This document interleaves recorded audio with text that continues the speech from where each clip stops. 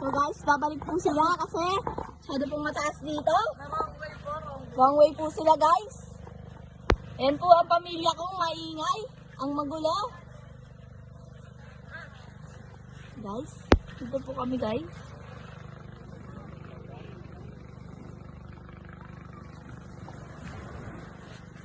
Ayan guys. Sige, kaya niyo yan.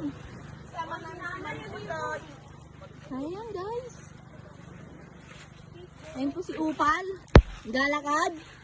Day off ni Upal.